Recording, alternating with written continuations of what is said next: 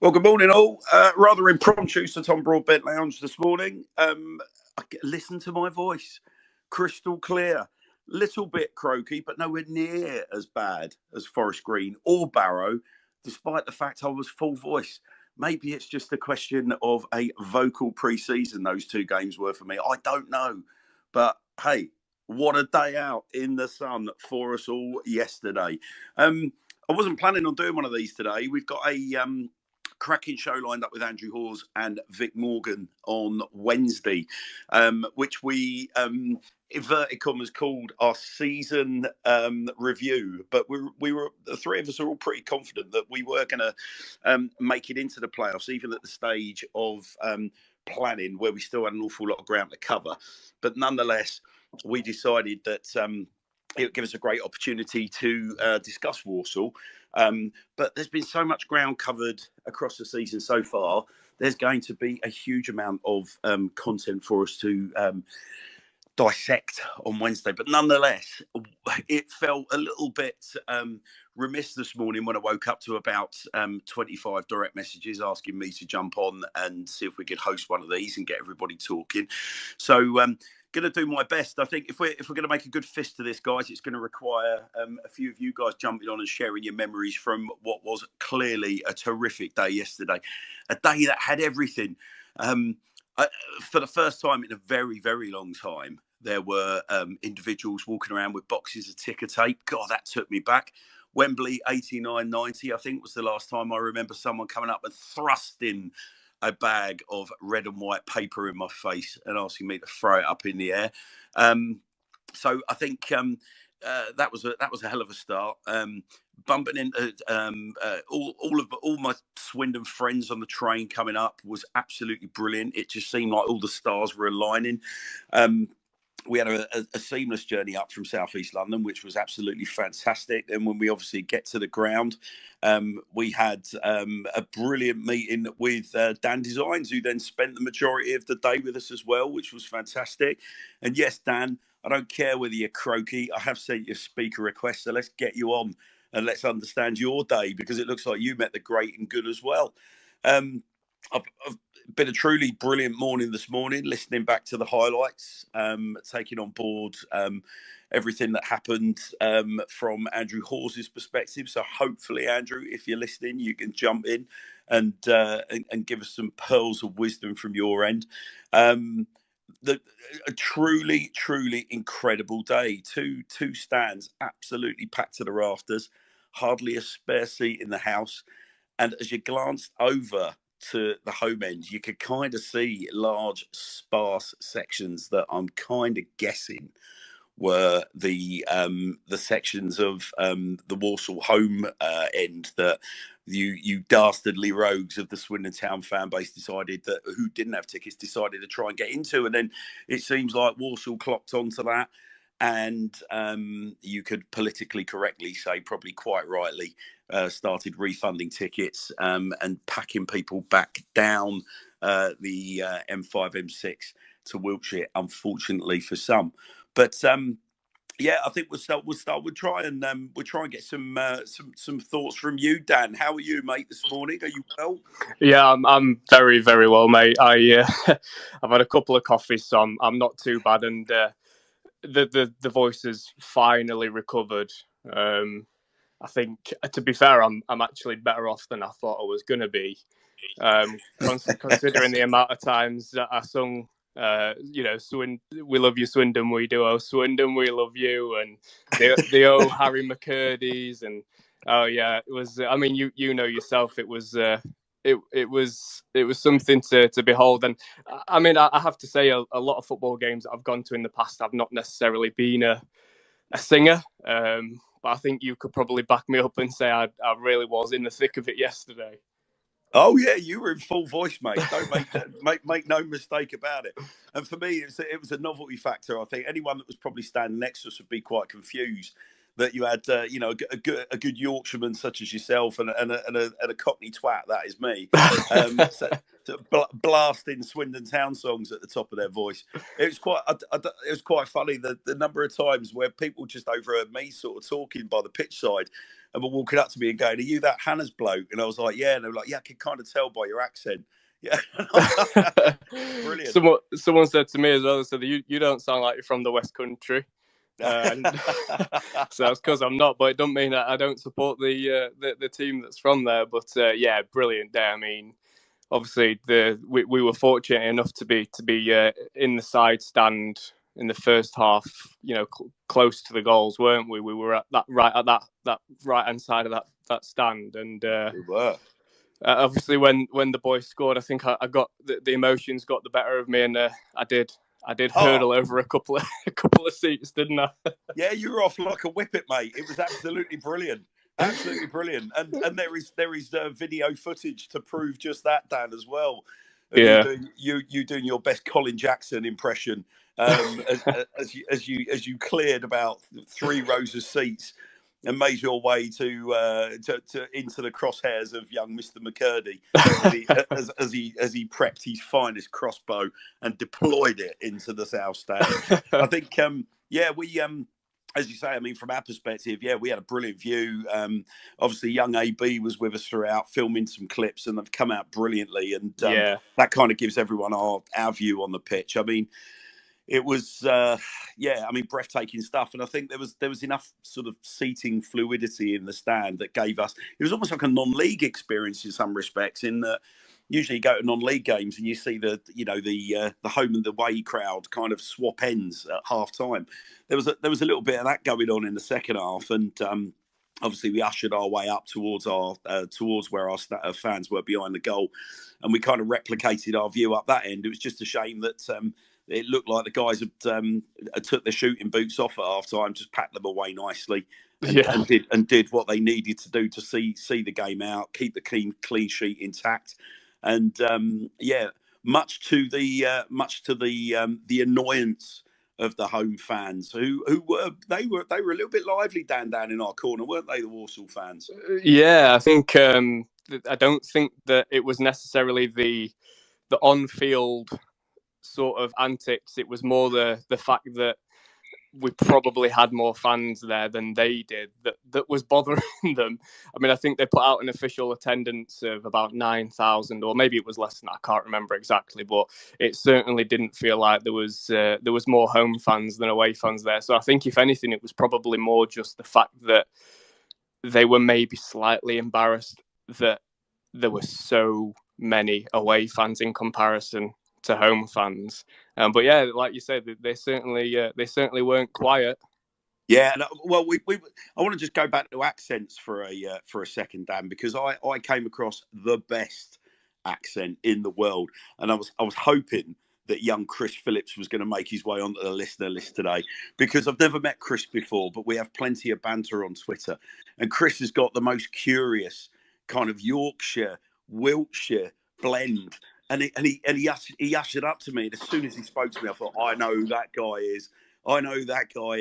But but it was wonderful. I tell you what, one of the things that I think I've most enjoyed this season, and people band around sort of terms like the hashtag STFC Twitter family, but the number of people that I spoke to yesterday who I bounce tweets backwards and forwards to, or pop up in our listener list, and you never get it historically. I've never had that as a Swindon Town fan. I mean, I've probably been fairly prolific on Twitter for about 4 years. I had a much bigger account as a legacy of an old career that I kept, that I knocked on the head, and then I restarted about a year ago. But I'd never really made much of an effort to kind of reach out and try and meet people through that. Yeah. But one of the things that I think has made this season for me, and yesterday in particular, so memorable, was just sort of standing around and people just walking up to you and going, either recognising me from a picture or recognising you from a picture. And what was lovely as well was that that cheeky rascal Marley spent a good half an hour with us before the game, and Yeah. seeing the delight on people's faces as the king of Swindon Town alternative commentary was being outed as a real person. I mean, it's just absolutely brilliant. Like, No, you're right. We all have these Twitter alter egos, and I mean, God Almighty, I don't know what people's perceptions of me must be through what they see on Twitter, but I like to think I'm a relatively normal bloke. But people coming up to me yesterday, just all kinds of crazy, and obviously it was all brilliant, brilliant spirit. Everyone was in terrific mood. Marley, bless him, was completely bewildered. How people were just sort of going, oh, when we get the alt comms going again, Marley and this, that, and the other. So all Marley does in his life is create hashtag SDFC alt comms, and that maybe for the last few months he's been on some kind of sort of alt com sabbatical. Maybe he's been spending time with the ultras in Italy, brushing up his tactics or what. I don't know. But no, it's right though, Mark, because it was a similar thing for me. I have to echo what you're saying. Like, people that you bounce tweets back and forth with, and I guess from my perspective as well, people that have ordered some of my prints or some of my mugs, or I've just sort of shared my work or whatever, just coming up to me and saying hello. And it was such a surreal experience for me, because I was there for the football, but at the same time, I was really excited to get together with people that I have spoke to for quite a considerable amount of time now. I've been dealing with the club for 6 months or so, 7 months, something like that. And to finally put some sort of faces to Twitter handles was really nice. Obviously, spending the game with yourself, but then at full time, I went into the stand behind the goal. Met with Chris Carl for the first time, Jill, just loads of people coming up to me saying hi and giving each other a hug, and everyone was just so ecstatic after the result. People taking pictures with me. It was just a really, really surreal experience, but at the same time, like, really heartwarming. It was just, I think everyone was just all on the same page yesterday, and for me, if I didn't already support this club with all of my heart, yesterday just took it to another level. It was. Hey, listen. It was Imagine it, it was really pleasing, Dan, to see people bowling up to you and having a natter, and you being so I don't know. It's like you say, it's quite surreal, isn't it? I think you made a point to me that it was only like, not even 12 months ago, you sat in a room in front of a computer, probably putting out your first Swindon Town design.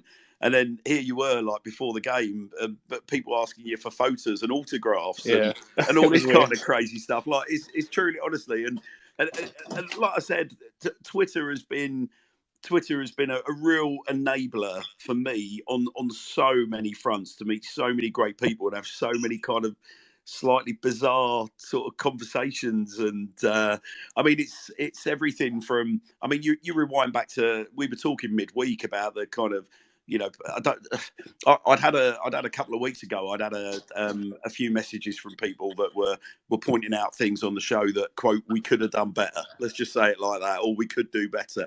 Yeah. And when I explained to them, look, hang on a minute, look, we're not professional broadcasters here. We're just a bunch of supporters that back in November we were sat around a coffee table and someone was like, well, what do you want, a metaphorical coffee table? And it was like, look, what do you we should make use of this. So, we're all keeping in touch via these new digital platforms that are coming out, that are giving us the opportunity to sort of like survive lockdown. And here's an opportunity. We should just do a show, and then we throw a pilot together.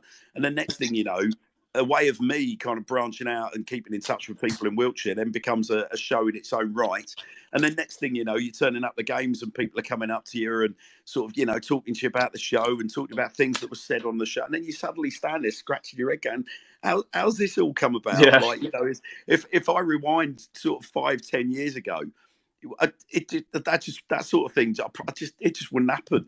It's a completely different sort of dynamic now, isn't it? Football. I think I was speaking to one of my friends this morning. I went and grabbed a coffee with him and spoke about the game yesterday, and just said to him, it is a completely different dynamic, because not just from a fan's perspective, but from the players and the managers and everything, it is just so completely different to 10, 15 years ago, because everyone is more connected now, I think, because of social media.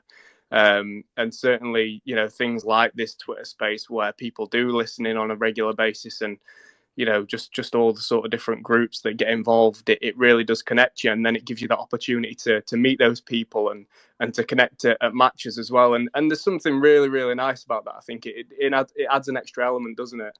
Yeah, oh, without a shadow of a doubt. Now, listen, I mean, it's interesting you were saying about ducking into the stand at the end of the game behind the goal, because one of the things I think most of us seem to be commenting on Twitter was some of the guest appearances that we had in the stands yesterday, and I think I'm going to call out a few of those that I thought really, really added a beautiful kind of ribbon on what was the package of a cracking day yesterday.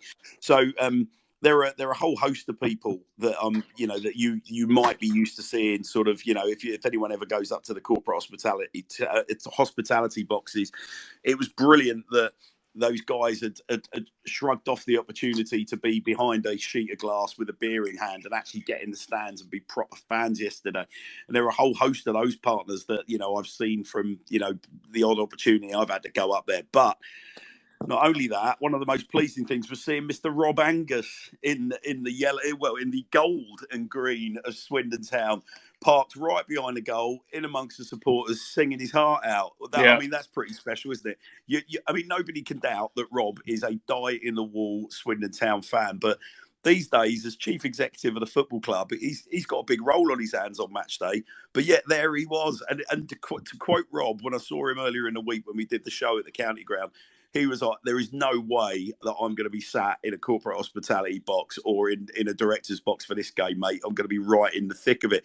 And there he was. It's brilliant to see, wasn't it, Dan? Don't you just love that? I mean, it is just, I think I actually said it to you yesterday, it is just a really special thing. That's what, you know, a true board, club owner, whoever it may be, is exactly, that's exactly what you would expect. Well, no, sorry, not expect. It's what you would want rather than expect, is to be right in there with the thick of it with the fans. So yeah, again, really, really refreshing. I think it just adds to that point that I've made about this club all along the way since I've been involved in it, is that from the bottom to the very top, everyone just sort of bleeds the red of Swindon Town. And that proved it yesterday with Rob, and of course ex-players, ex-loanee players in the stands. Yeah, so you're absolutely right. And I mean, you lead me on to the very next point. So there we were, just as the second half's about to kick off, you hear a nice ripple of applause, and then some songs that we haven't heard for a few months because the boys haven't been at the club. And walking up through the stands, you have Tyrese Simpson and Kane Kessler-Hayden. Brilliant guest appearance from the boys, posing for photos, joining in with the songs, really getting into it.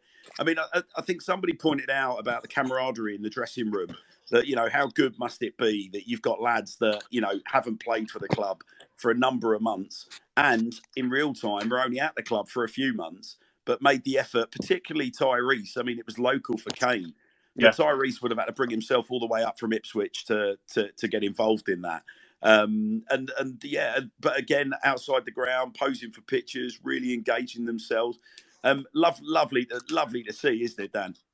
Yeah, it really is. Like I say, I think just I mentioned it a moment ago, from the very bottom to the very top of the club, everyone that still works there or has been a player that's been on loan, just everyone seems to have good words to say about the club and is just so emotionally invested in it.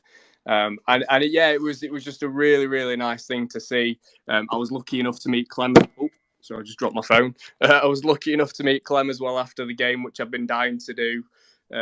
So that was nice. I think it is just that. It feels like such a special time for the club, especially considering the difficulties of, I don't want to go into it too much because it doesn't really matter anymore because of where we are, but the difficulties that were last summer. So yeah, it's great to see, and it almost feels a little bit more special than just a sort of a run-of-the-mill club that does get into the playoffs because of the circumstances around the club. And yeah, just really, really nice occasion, and really great to see the ex-players and Clem and Rob, like you say, really getting involved. Yeah, and hats off to Clem. We can't keep him out the stands at the moment, can we? Our illustrious Australian owner. He absolutely loves it. But again, I think the thing that obviously excites me is, as well as the emotional attachment to Swindon Town, it is where their appreciation of a match day and their enjoyment of a match day comes from themselves. You know, it's one thing talking a good game and saying, I'm going to be in with the stands. But when you actually, I mean, I think it was Forest Green. I think it was.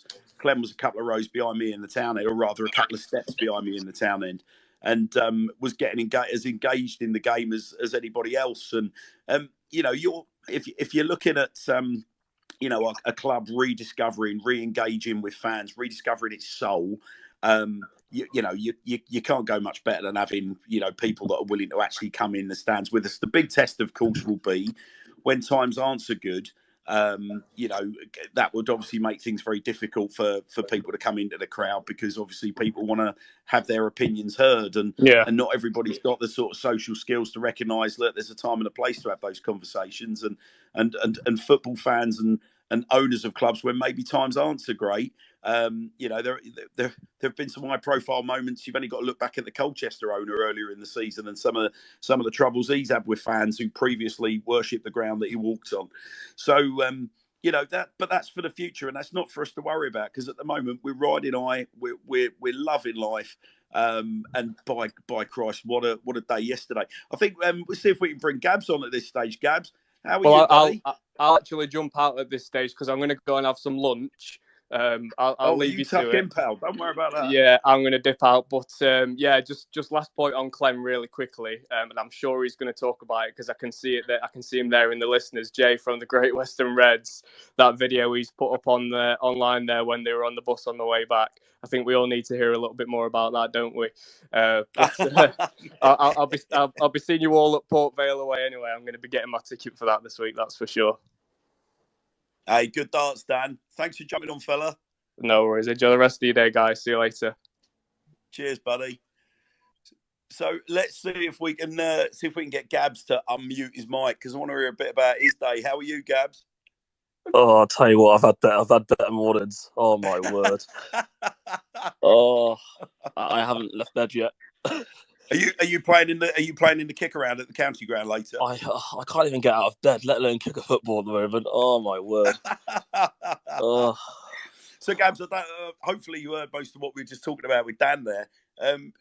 Pretty special day in the stands, wasn't it? Like, you had club luminaries in the stands. Oh. We had ex-players, we had current players. I mean, in the first half, I was sat directly in front of Jordan Lydon, Dion Conroy's family. I think most of the players' families ended up in the sort of batch where my tickets were. And it was brilliant seeing them all engaged as well. I mean, again, it certainly wasn't passive enjoyment of a football match. These guys were really getting into it. Now, I appreciate the stakes were high, and and their offspring were out on the pitch doing their thing. But they were, they didn't seem to just be focused on what their family members were up to. They were like fully invested. I think it felt like half of Wiltshire was fully invested in what was going on in Wiltshire yesterday. How did it feel for you? I tell you now, that was probably one of the best aways since, I'm thinking back to maybe Coventry, where we took like nearly 5,000 there. Mm-hmm. It was brilliant. Like, the way he looked at Birmingham, like the city centre of Birmingham, like beforehand, was just red. Yeah. It's brilliant. Everyone, and it's just like everyone's got fire in their belly at the moment. It's almost like we've kind of just needed to kind of drop out for everyone to just go, right, okay, let's have the tunnel vision now. Mm-hmm. And I think what summarised yesterday perfectly is McCurdy just going, why are you on the pitch? 3 more finals. And I thought, that was brilliant. Because, hello, Cobes, it'd be very easy to lose focus and just be like, yep, we're in the playoffs. Woohoo, wow, we did it, we've come far, we've made the playoffs, you've still got a club, yada, yada. But for them, like, it's almost like, right, the season's just begun. Yeah, I completely agree. I mean, it's it's a really peculiar season in that respect, Gabs, isn't it? I mean, Dan said, and quite rightly so, look, we don't want to dwell too much on where we were back in July last year, but I think the Man City game, there were echoes of that in the way that people celebrated the final whistle yesterday. When Harry McCurdy scored, the game was dead and buried. It was nothing more against City. That is, it was nothing more than a consolation, but we celebrated like we just scored the winner in a cup final, and I think there was a real cathartic outpouring of relief, of emotion, of, I mean, I'd struggled to kind of put words on it because it was so, I mean, you know, to be, I've been at the brink with Swindon Town before. I remember, you know, Brentford back in '04, I think it was. No, further back than that, wasn't it? About '02, when you know, we were literally expecting the club to fold within 12 hours, and the relief that washed over me when the takeover was completed back then, and the club lived another day. But the events of the summer went way beyond that. You know, when you're being given the opportunity to listen into court cases and things like that, and hearing the extremes of the plight of our football club in such sort of gross detail, to then be in a position where we've surpassed all expectations. I mean, as someone said to me, let's not forget there were 3 clubs that started this season under embargo in our division, and 2 of those clubs have just dropped out of the Football League, and one of them was a former Premier League club like us in Oldham Athletic. Now, if that doesn't tell you all you need to know about how close we were in the summer to something truly horrific, and also the footballing miracle that we have pretty much witnessed across this season, the comeback story of comeback stories. So I think there was a lot of that in the post-match celebrations, and I think it wouldn't surprise me if, you know, because obviously Harry joined the club relatively late in pre-season, so I don't necessarily think he went through the same emotional rigmarole maybe that some others did. I don't know, but I think I've got a couple of views then on that response. One is that maybe he wasn't as connected, and I wouldn't fault him for that. But I think also, yeah, it's a very, very good point. You know, so it's only kind of job half done. So let's not get too carried away. Let's keep our focus. You know, don't let the players kind of slot into party mode just yet. We've got 2 massive games coming up against Port Vale, haven't we? So tell me about your sort of views on the opposition then, Gabs, going forward, because Port Vale over 2 legs. I mean, there's no one in the playoffs that scare me particularly, and I know I speak for the players when, you know, having looked them all in the eye and seen Tyler ask that question, and have Harry McCurdy absolutely slay him. But I don't. I'm not particularly bothered about Vale over 2 legs. How are you feeling? Truth be told, I'm delighted it's Vale, mainly because, well, it's more the away factor. I'm glad it's Vale. Big pitch, so easier to move the ball around. Plus, that stand holds, what, 4,000? Yeah. If you look at the other teams there, Northampton, they probably would have given us 1,200. Mansfield, I think that stand behind the goal holds around 2,000. And who's the other team? I've had a mind blank now. Hangover's kicking in, and I'm being bitten by the dog. Thank you, Kobe. Yeah. Anyway, my point is that's the biggest ground we could have in terms of filling it for away fans, and it's also the biggest pitch apart from Wembley. And I think that will work in our favour because it'll be easier to move the ball. So in that respect, I'm delighted. Plus, we kind of own one at the county ground, especially after earlier this season where we packed it out first game of the season and did a job on us. Yeah. So kind of looking forward to a bit of revenge in that factor as well. But also, out of all the teams in there, I'd probably say they're the most out of form. Before yesterday, they'd lost 3 in a row when promotion was pretty much in their hands. And I thought they'd lose yesterday to Exeter, and I thought because they thought there'd be a bit of a hangover there where, you know, they're in control and almost like, oh, okay, we might lick our own wounds now. But I think that was a big win for them yesterday, and now they'll come into play us a bit of form as well. It's going to be very intriguing, both ties, actually.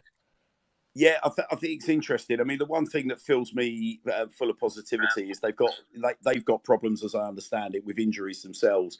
Their back line's got some issues. When you know you've got Chris Hussey playing as a left-sided centre back, then you know, particularly with our fleet-footed front three, that we are going to cause them problems. And I think your point about the pitch is an interesting one. I asked a couple of the lads off camera on Tuesday night about how they feel about Wembley. Because I didn't know how many of them had played there before, how many of them hadn't. and they were all literally lip smacking, and not from a point of view of it's a lovely day out in the sun, a big celebration, it's a big Wembley event. They all, to a man, said the same thing, like the technicians that we've got on the pitch and our ability to move the ball, both in terms of small triangles, but also hit those big diags, use that space. They were like, that pitch is just tailor-made for us. And so to your point about Port Vale, I completely agree. I mean, I thought we did a good number on them up there in terms of using the space at their place earlier in the season, and I have every confidence in our boys to go on and do it. And I mean, and on that, Gabs, as well, the thing that I really enjoyed about what has been a bonkers week for the Sir Tom Broadbent Lounge, and me personally as a Swindon Town fan, and Tyler as a Swindon Town fan, and all the other guys that played a role in the last week with the various bits that we've done. The proximity to the players gave us a certain opportunity to kind of get under the skin of these personalities and understand kind of like, or get a feeling of where their heads at. I'm a big believer in looking at people's eyes when you're talking to them and checking out the body language. And I've got to tell you, very impressive group of individuals. What we weren't getting hit with, we were having very normal conversations with guys who were, very open, very honest, very transparent. We weren't getting hit with glib cliches. There was a real steeliness of nerves about them, and you really got a sense of, I mean, people talk about this group being together and all up for the battle, but by God, did I really saw that in the two lengthy evenings that we had in their company on Tuesday and Wednesday night. And I'll tell you what was also noticeable as well. A lot of the boys that we spent time with on Tuesday and Wednesday night all were actually picking us out in the crowd as well before the game, giving us giving us the literally pointing over to myself and Arch and Ty, just pointing over, giving us like the big smiles, the big thumbs up, and the big sort of fist pumps. Like it wasn't just token gestures. So yeah, I'm going to I'm going into the Val situation well and truly pumped. So here's an interesting individual, Gabs, I'd like to try and get speaking. How are you, Ben? Unmute your mic, mate. Let's get you on. Come on, Ben Nichols. Don't be shy. Ben, I'm only going to give you 5 seconds. Don't be shy. Come on. This is the Fools Rush In Vlogs big moment, Ben. Don't let your colleagues down. All right. Well, look, Ben, that's an open invite. All you got to do is unmute your mic and we're away. Guys, please do pitch in. Any of you guys that are listening in that want to share a memory of yesterday, or just tell us, who you were bumping into, what the stories were behind yesterday. Please do. Don't be don't be shy coming on talking to us. And my tip would be, don't look down the listener list, which is growing at a rate of knots. But I think, as I was just saying to Gabs, a couple of things that very much occurred to me yesterday was, I think if you rewind, go back about a week or so, go back a couple of weeks, and I was sat in the Legends Lounge talking to Gabs and one or two others, and I was sort of looking back at the kind of like relatively poor sort of set of results we had. Newport wasn't great, Leyton Orient wasn't great. I was feeling pretty glum about most things, and I made the point to the guys that, look, a real lack of pre-season, I think, is really just caught up with the squad now. I really do think that that the lads are kind of running out of gas, which for me was really sad to see, because we had such a fantastic sort of, given some of the hurdles we've had this year, such a fantastic season generally, and I kind of felt that things were just petering out now. I could not believe the lung busting runs that we were seeing yesterday. And then it kind of occurred to me that actually some of these lads, whilst they might not necessarily be 90-minute fit, some of these lads have still got a lot in the tank, no more so than a Mr. Manny Egbo, whose literal lung buster of a run set up the opening opportunity for Harry McCurdy in 3 minutes that he's absolutely lashed home. Truly brilliant. And it kind of got me thinking about, I started thinking about our suspensions in a slightly different way as well. And I remember at the time people saying, well, actually, hang on, Reedy getting, a couple of games off may well do him a bit of a favour in the long run, because it gives him a little bit of a break. I think there's been a recent rejuvenation in Matt Bowdry and Dion Conroy. And strangely, I think a lot of that comes down to the installing of Lewis Ward behind them. He's not seen a lot of football. He's not battle weary, and he's been absolutely outstanding the last couple of weeks. Gab's going to try and get you back on while we get Ben on, because I wanted to get your opinion on Lewis Ward, if I can. If you're able to unmute again, mate, and let me know your thoughts on Lewis's performances, and I don't know whether you're like me, you share an opinion on the two centre backs kind of rebirth, if you will. It seems to have coincided with Lewis coming into the side, doesn't it? Agreed. He looks really cool, calm, and collected in the goal. I'm trying to think, apart from maybe the Barrow goal, he could have maybe done better with. He hasn't really put a foot wrong, has he? He's been really commanding in the box, comes out, punches everything, catches everything. There's almost like there's an understanding there. And it's quite surprising for a guy who's only been in now. How many weeks he played now? Maybe 4 or 5? Apart from, being in when obviously AFCON was on. He just looks really in control. And yeah, I don't think it's a coincidence. Especially because my Ghanaian friend was making a couple of mistakes. Maybe it was rubbing off on the players. I don't know. It's really strange how it's just changed like that, really, just by changing the keeper. Yeah, listen, I think most people by now know that I'm an ex-keeper of no great standard, but my style of play, you would argue, would be very much kind of akin to a Lewis Ward as opposed to a Jojo Woolacott.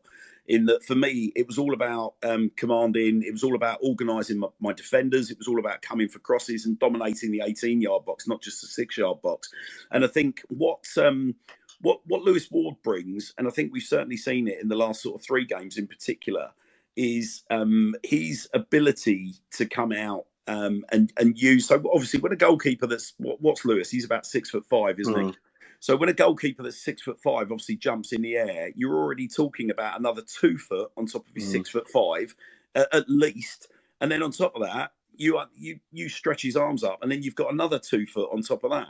So before you know it, you've got about 9-10 foot's worth of reach, sort of, coming out of, coming off his line and relieving the pressure on his centre backs. Now, the reason I'm talking about, I was gonna ask you that actually, as a former keeper, do you find for centre backs when they see a taller keeper, does it kind of give them a bit of more calm to their play?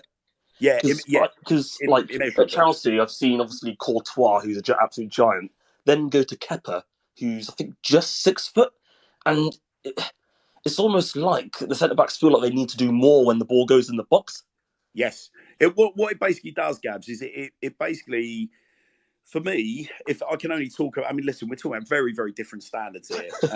But we are talking about centre backs that will turn around to me. They're still put in the same positions, high balls into the box, a big shout from the goalkeeper.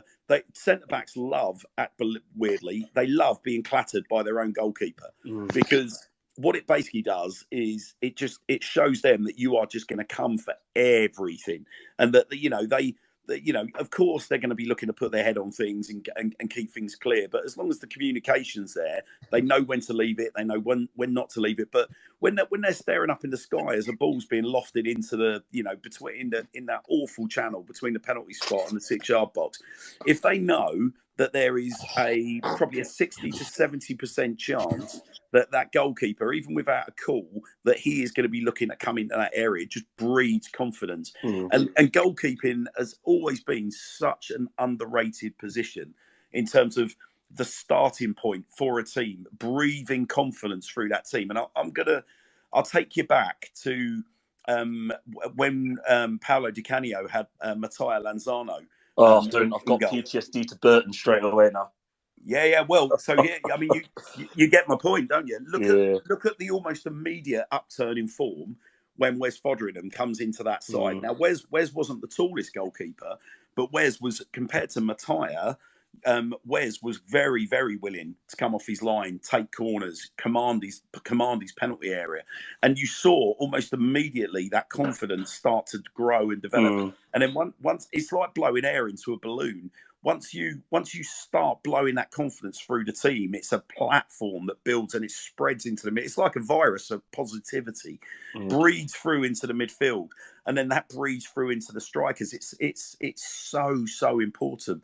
But like I said, it can't be any coincidence. But people will, of course, say, "Oh, well, Matt Bowdery's getting a run of games in this, that, and the other." Well, okay, I think Matt Bowdery's going to love playing in front of Lewis Ward, because the less Matt Bowdery's got to throw his body around, the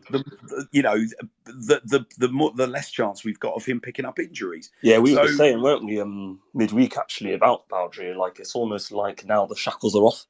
Yeah, and it could be keeper related. Yeah, yeah, I completely agree. So, and it was a shame in many respects. I mean, there was and I will call it world class, but there was a save that Wardy made yesterday with his feet in the first half. Yeah. I mean, truly world class save. And if the flag hadn't gone up, that would have been getting shown on Sky Sports, no doubt, on loop this morning on Sky Sports News. Because that, for me, had the potential to be, given the magnitude of the game in particular, that for me had the all the hallmarks of save of the season stuff, which I think is spot on. Gabs, look, it looks like Ben's fixed up his mic problems. Ben, how are you? I'm very well, thanks, Hannahs. I'm good. Yourself? Yeah, I'm delighted to welcome the Fools Rush in Ben Nichols to make this the Tom Broadbent Lounge debut. I do love a bit of crossing the streams, Ben. I do love to bring the various channels into the lounge for a sit down and a metaphorical coffee. And it was tremendous. Finally got to meet you yesterday. Yeah, no, it was brief, but yeah, it's good to shake hands. I've been planning to say hello for a little while, but we've never had a chance. But it was good to see you yesterday, and especially on such a happy time as well. It was a great day. Yeah, well, I can't help it. You avoid me. You know, I don't know what to tell you. Most people do, Ben. So yeah, I mean, I mean, obviously, you've picked up on some of the themes. We'd try and be a bit progressive and sort of move through yesterday, Ben. I think we've talked about the sort of day from the stands point of view. We've talked about sort of, certainly we spent a lot of time talking about the centre backs and Wardy's emergence over the last couple of games. One of the players that I did want to spend a little bit more time talking about was the guy that obviously surging run led to Harry McCurdy scoring the opener. I mean, I stood in the crowd yesterday and I turned to my son and I just said to him about how quirks of football. I love talking about quirks of football and fate. And earlier in the season, when we lost Tomo, not that long ago, but when we lost Tomo with his first injury and we were looking really threadbare, it seemed like, and I don't want to do the boy a disservice here because there was no doubting his quality. You only had to look at his pedigree to say that. But it seemed like Manny Egbo was kind of he was just benefiting from being one of the few bodies that we had in through the door that was familiar with the players, that was probably a quick fix.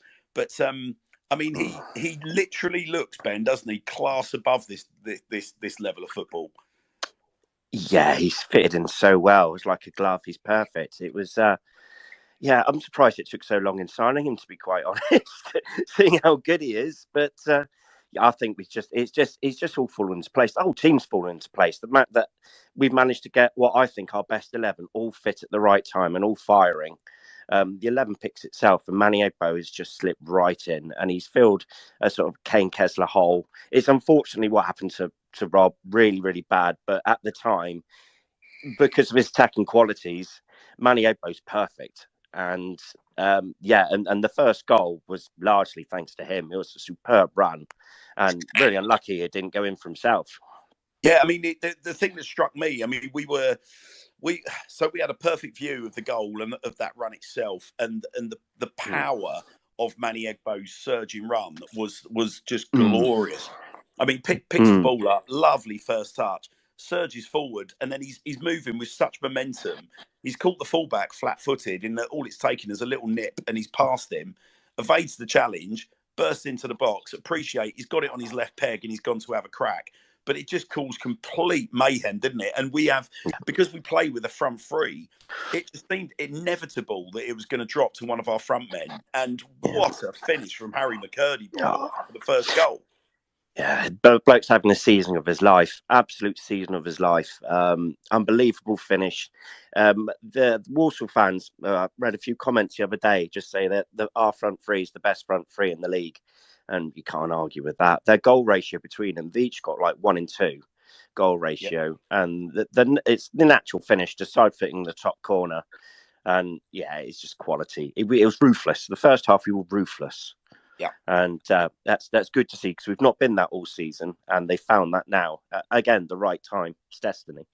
Yeah, so the way the first 2 goals were taken was, to use that word, clinical. Yeah. Because that's not a word that we've been associated with Swindon Town so far this season. People have been talking about, that finisher's instinct, and I think a lot of that is also what's been feeding the excitement around the potential of Charlie Austin emerging next season in a Swindon Town shirt, because that natural finisher has probably been lacking this season. But then suddenly the goals are raining in left, right, and centre, and all looks great. I wanted to spend a little bit of time talking about Louis Barry as well, Ben, because I don't know whether you're picking up on this, but that boy is being doubled up on. Whenever you watch Louis Barry getting on the ball, he's also helping that front three immeasurably, because he picks the ball up and he usually has 2 or 3 around him. And so whilst I think it would be easy to look at Louis Barry and get frustrated at, some of the things that don't quite come off, but if you look at the space that he's generating in and amongst the front line, just because he is such a threat. I thought he worked his socks off yesterday. I thought he was unlucky not to come away with a goal. But what were your hot takes on Louis Barry, if there were any, from yesterday? Oh, Louis Barry, superb. Louis Barry is one of my favourites. If you listen to Fools Rush In podcast, I go on about him all the time. I absolutely love him. Ever since I watched him in that Walsall game, I was just jaw-droppingly brilliant. I think he's just another Harry McCurdy with a high ceiling. I think he's got all the talents, and I think he's a big game player as well. And it doesn't surprise me that these teams put 2 men on him, because he's full of a box of tricks and he creates chances, and that ultimately creates opportunities for Davison and McCurdy to create space for themselves. So yeah, he's a vital key in the cog. But it's important those 3 play together, because I think the record of them 3 together, I think, is 9 games. We've won 8 of them. So it's, I was about to bring that up, actually. I was looking for that stat. Like, when they've played together, their record is unbelievable. Unbelievable. And the only game they didn't win was Salford, and that was the game that Barry and McCurdy went off injured. Yeah. So well, and I'll tell you what, just to complete the front three, Josh Davison's work rate yesterday was absolutely phenomenal. And now there was an interesting take, Ben, that you may have heard us talking about earlier in the week. But Josh Davison disclosed to us that in their sprint tests, Josh Davison's actually the quickest player on the Swindon Town books. Would you believe it? That would surprise me. That would surprise me. I wouldn't think initially that of him, but it's it's good. It's great that we've got that speed and that chance. But we're a team that can just counter. Really, like the second goal was brilliant. Was as us countering. This is why we're so good away from home. It's just we break at speed, and when we're clinical like that, no team touches us. Yeah. Which is... Well, I'll tell you what, talking about breaking and countering, I think it ties back into what I'm saying about Josh Davison. So Josh said to us, look, over the first couple of yards, I'm not the quickest off the mark, but essentially where I get going is like once I'm up to pace, I am lightning. And he wasn't saying this from a point of view of blowing his own trumpet. He was just stating pure fact. And I think he referenced we very quickly got around to talking about the Sutton goal. And if you look at the pace that he deployed when he's got on the end of Jojo's very direct Glenn Hoddle-esque pass from the town end up towards the Stratton Bank, that is it in a nutshell. But I mean, he is because it's a strange one. I think if you're marking him, if I was a centre back, the tendency would be, oh, he's the big lumbering number 9. But there's so much more to his game. I think if Josh can just sharpen his his sort of finishing instincts, like getting into spaces to finish. I mean, you're talking about a 20 to 30 goal striker, aren't you? Without a shadow of a doubt. And his contract's up in the summer as well. He's got to be someone we look to sign, surely.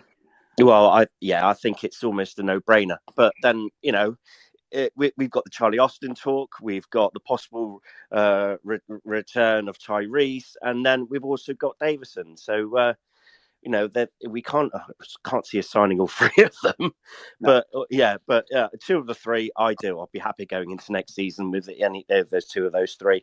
Whether any combination. And Davison, he's only 22, and if he gets that clinical, if he gets to be that natural finisher in him as well, he can go beyond League One. He's a good player. Well, look, I tell you what, I've actually got a couple of bets running with mates of mine at the moment, Ben, that we are going to sign all those boys that you mentioned, and I'll tell you why.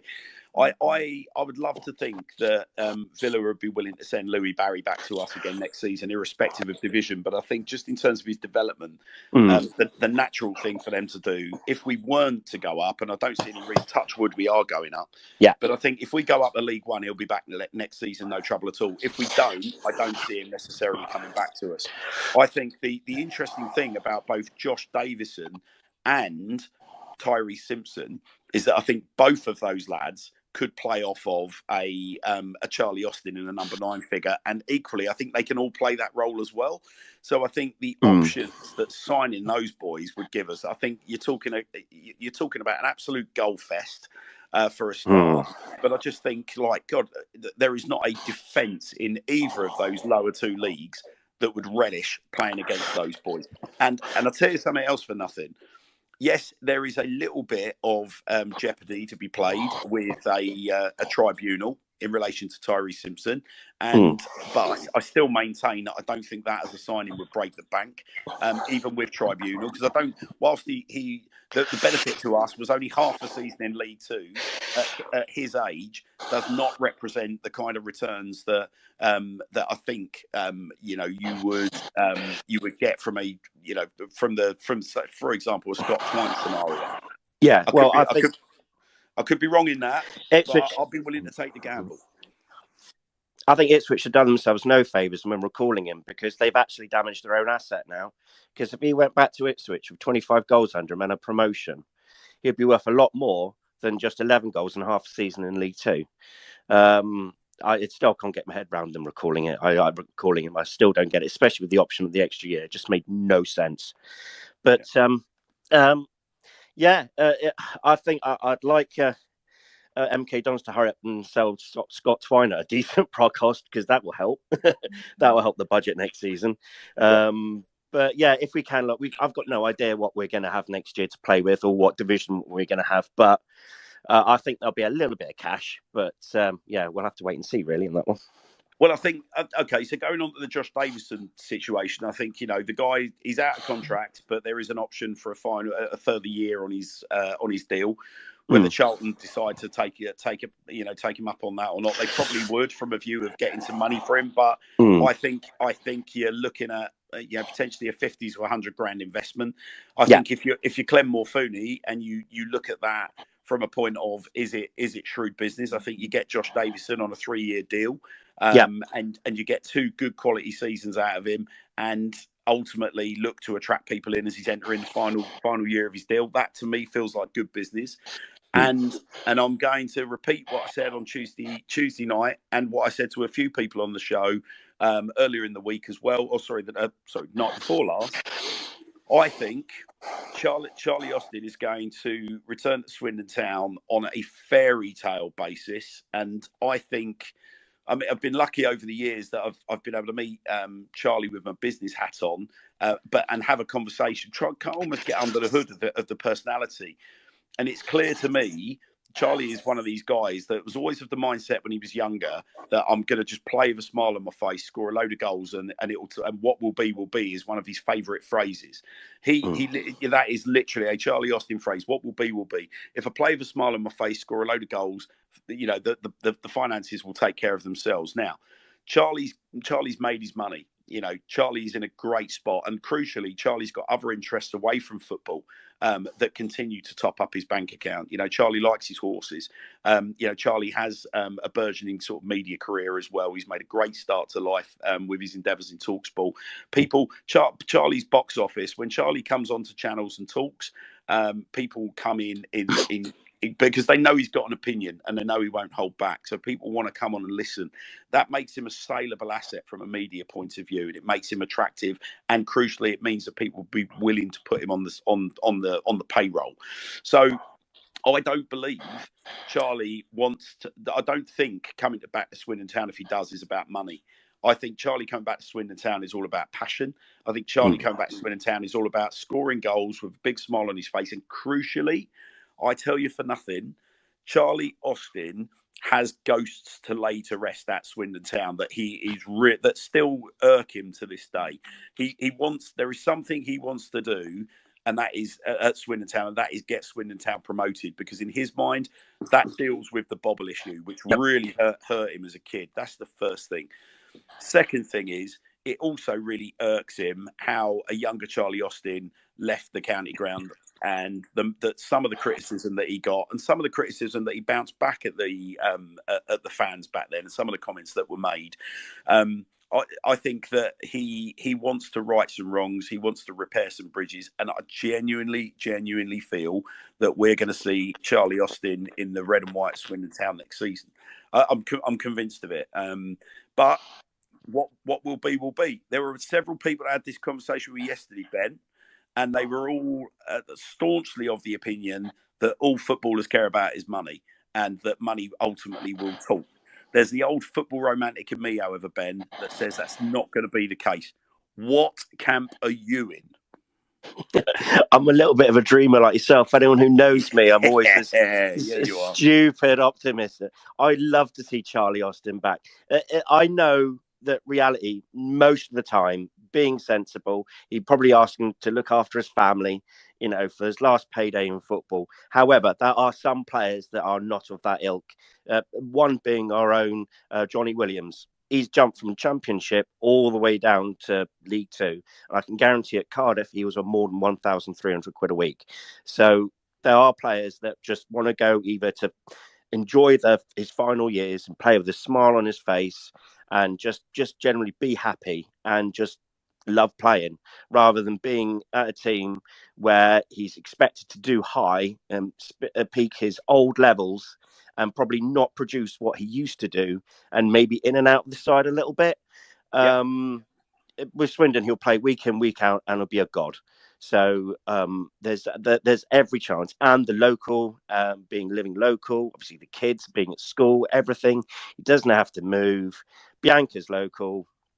I think there's a genuine possibility. I'm not convinced 100% it happens. I think a lot would fall on us being in League One, but I think there's a possibility of it happening. Well, Ben, you and I need to sit down and have a proper drink, don't we, at some point? Because I'll tell you what, we'll be sat there to the wee hours sharing our respective romantic dreams. What we're going to do at this point, Ben, stay with us, but we're going to bring just trying to bring Hoops on now. So delighted, friend of the show, Steve Hooper. He was out on the pitch with the boys yesterday. Hoops, good afternoon, rather. How are you? What is it? Is it morning or afternoon? I don't know. Yeah, I had a feeling your mindset would be somewhere like that. That was some day yesterday, buddy, wasn't it? Yeah, it was all right, wasn't it? Boys done well, but it's not done yet, is it? No, it's not done yet. And I mean, we talked about that as well, Hoops. That by all accounts, there's a couple of the guys that were on earlier were in very close proximity to Harry McCurdy yesterday, and Harry was really keen to sort of get everyone off the pitch. Like, why are you celebrating yet? Like, we haven't done anything yet. Yeah. And I mean, we can dice the pitch invasion up in many ways. In terms of, I think a lot of it was just cathartic joy, personally, as opposed to celebrating that we'd won anything. If I'm still in the stands, I'd probably run on the pitch. Let's be honest. Yeah. You know what I mean? Like, everyone can, whatever. Do you know what I mean? I completely agree, and there you were, and not only that, but you're the other part of our kitman dream. Jonah was leading a sing song in the town end before the match. What did you make of that? Yeah, I was doing it while we were doing the passing diamond, and I was just there singing along to a team of Louis Reeds, and then he walked past me and just started laughing, and then at the end when we're getting the balls, Jonah had a proper go, didn't he? Oh, we had a proper go. It was an absolute joy to see. But I mean, what was it like from being on the pitch, Steve? What did you for a start, let's talk about the volume. I mean, it's pretty loud, wasn't it? Yeah, I mean, we spoke before about like games where, you know, the atmosphere and all the rest of it, and what the Barrow game would be like with so many fans in the ground. Obviously, the Exeter game a couple of years back when Doyle and Yatesy come back. But the other day, yesterday, that was mad. We were like, oh my God, what's going on here? And everyone was in the ground so early as well.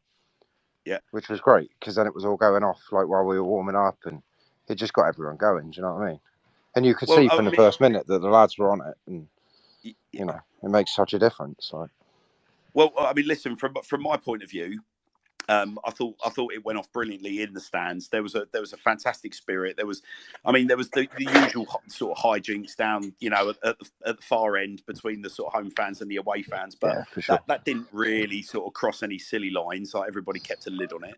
I think from I thought, you know, hats off to the police and the stewards and the security staff inside the stadium. I thought they did a brilliant job in terms of keeping the mood exactly where it needed to be. I didn't see any trouble of note that sort of, you know, you're like, well, that's put a bit of a dent on things. But in terms of sort of watching the lads' faces as they've all come out, and like you said, everyone was in the ground early.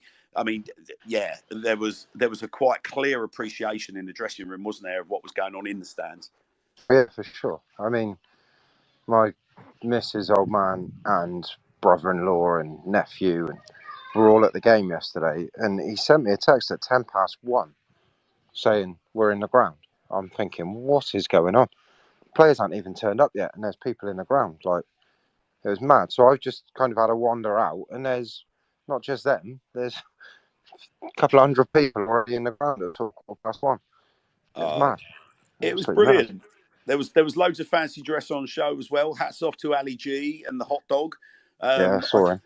I spent a good 20 minutes babysitting an 8-foot ginger dinosaur that was thankfully didn't attract any John Sheridan abuse. That reminds me, where's Tyler? Where's he? Why is he not on it? He's attempting to play football, I think. Oh yeah. Oh, if Old Town got a game up there, is he suited and booted and ready to go? No, he's doing the GW match. Oh, is he? Oh, he's doing that. Oh yeah, of course. Yeah. Of course. He's neglecting his Tom Broadbent Lounge duties, but we'll give him the pass because he's still engaged in the beautiful game. But what was the Steve? What was the if you can, without betraying any confidences, what was the sort of vibe? So I'll give it to you in sort of three sections, if you will. What did you feel the vibe was? Sort of pre-match amongst the players, half-time and full-time. How were things from that perspective? I think, like, pre-match, there was no even inkling that anyone was thinking, if we don't lose this game, if we don't win this game, then we might not make the playoffs. It was all, can we win? How much can we win by? What do we need to do to get us near those automatic positions? Like, how do we give ourselves the best chance to go up? Like, yeah, everything was positive. We were going to win from the minute, like, even from Friday. Like, there was no thought at all of what if we don't win this game. It's just positive the entire time, which then when you turn up and you do the warm up and it's sharp and it's slick and the sun's coming down and there's all the fans in the ground, you just know you're winning. Yeah. You know what I mean? And It's just one of them yesterday. I'll tell you what, Steve. I mean, from my perspective, it was really odd because I wasn't nervous at all until a few people asked me to put a show on Friday night, and it was only when I started reading people's messages about they were nervous, there was anxiety, that I started to actually probably overthink it myself. It sort of seeded it in my head. And then once we started talking again, I kind of relaxed out. I mean, Tyler was supremely confident and was like, no, we're going to win this 3-0. And I said, in reality, I think it's just going to be a very comfortable 2-0. Yeah. I don't, and then I felt serene all the way up to the Bescott. And then 2 minutes in, Manny Egbo just destroys their left flank, cuts in on our right. Essentially, obviously, doesn't get his shot off, and Macca's laced one into the top corner. And I was like, wow, okay. And then a few minutes later, Jack Payne does what Jack Payne does brilliantly, smashes one in the top corner. And from there, it was almost like, it kind of felt like job done. I knew it wasn't, but it was like, yeah, I always knew this was going to happen.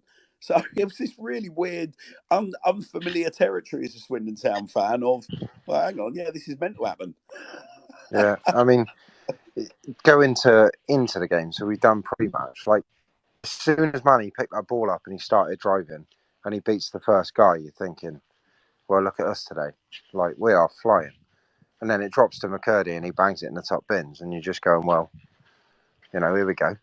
Like, there was never any doubt. There was it was a weird one yesterday. We had a few like that during, obviously, the league winning season a couple of years back.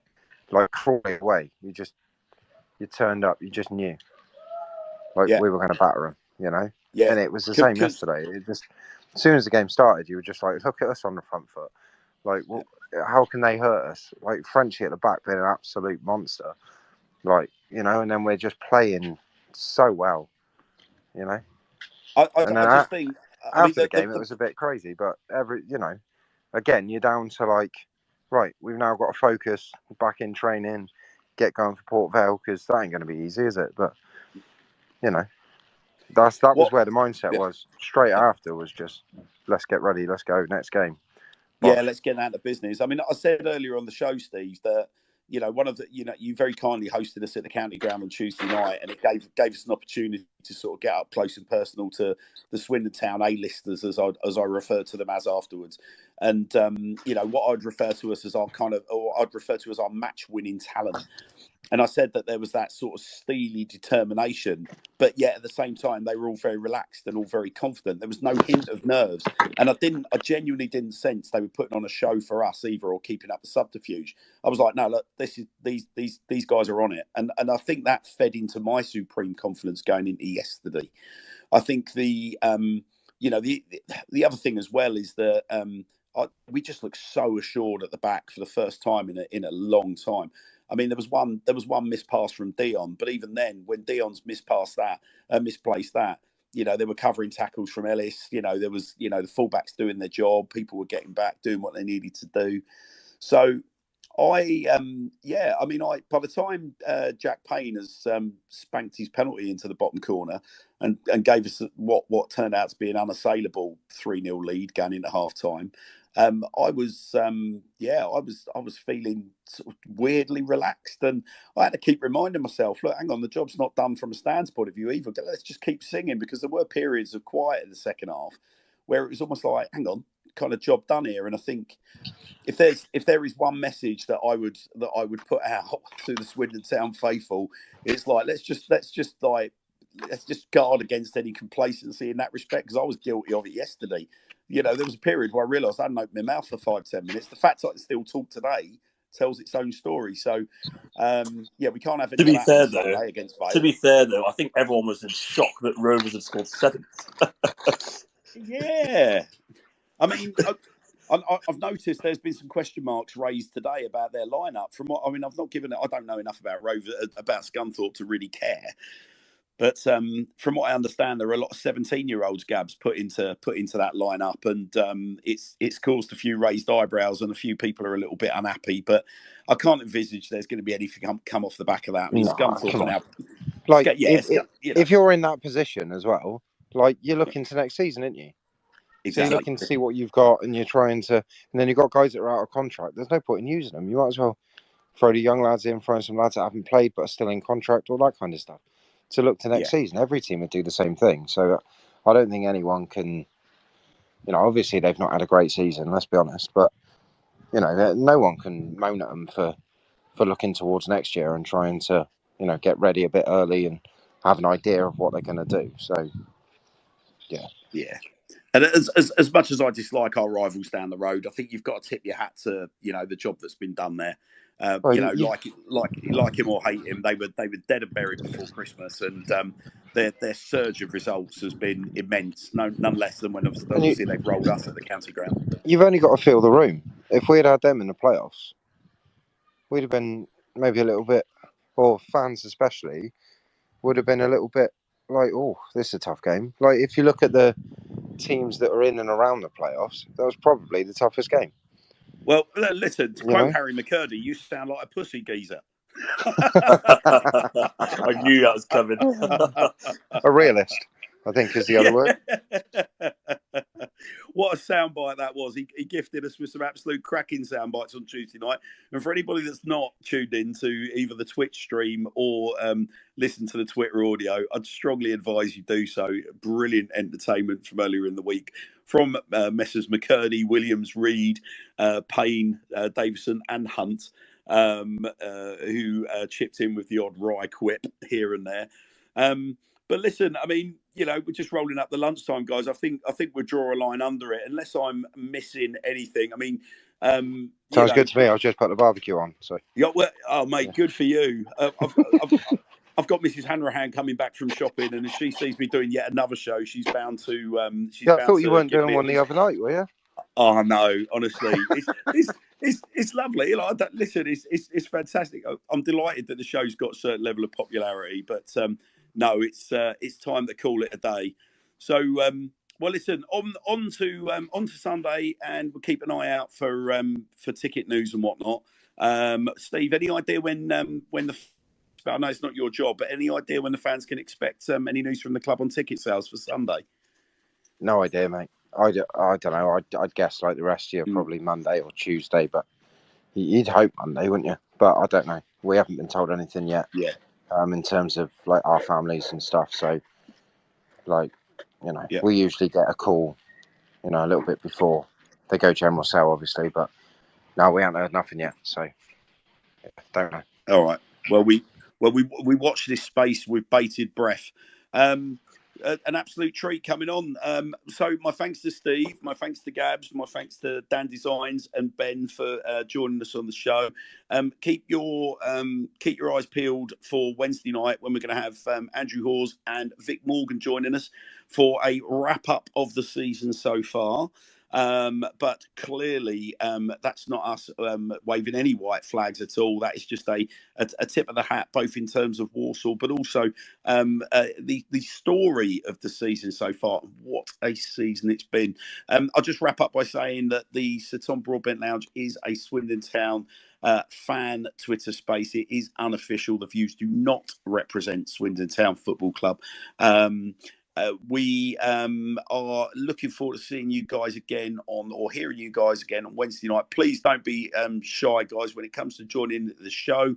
All you got to do is send us a speaker request and join in. The premise of this show was always to try and fill a gap, which was that kind of phone-in vibe that seems to be strangely lacking amongst the Swindon Town media mix, and to try and pull the various strands of fan content together at times and get the opinions maybe in a slightly different format from the voices and personalities that you already love. So take good care, and we'll catch up Wednesday.